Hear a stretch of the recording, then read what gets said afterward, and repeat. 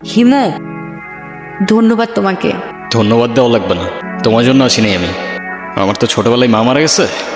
আমি নিজেও যতই খারাপ হই না কেন, আমার বাবা আমারে শিখাইছে মেয়েদের কেমনে সম্মান করতে হয়। না হলে সেদিন তুমি চর মারার পরও চুপ থাকতাম না।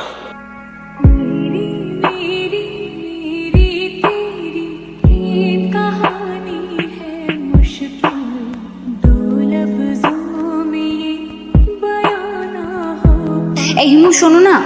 কি হয়েছে? তুমি আমার রাস্তা আটকাচ্ছ কেন? তোমার সাথে আমার কোনো কথা নাই। আচ্ছা, তুমি এরকম রেগে যাচ্ছ কেন? সেদিনের ব্যবহারের জন্য আমি এক্সট্রিমলি সরি। সরি। তুমি আমার কাছে মাপ চাচ্ছ কেন? তুমি কোনো দোষ করছো? এ শরৎ, তোমার সাথে কোনো কথা বলার ইচ্ছা নাই আমার। আরে শোনো না, প্লিজ আমাকে এবারের মতো ক্ষমা করে দাও। আমি না না বুঝে ভুল করে ফেলেছি। সরি বললাম তো, সরি। আচ্ছা ঠিক আছে, মাফ করলাম। তাহলে আমরা এখন ফ্রেন্ডস।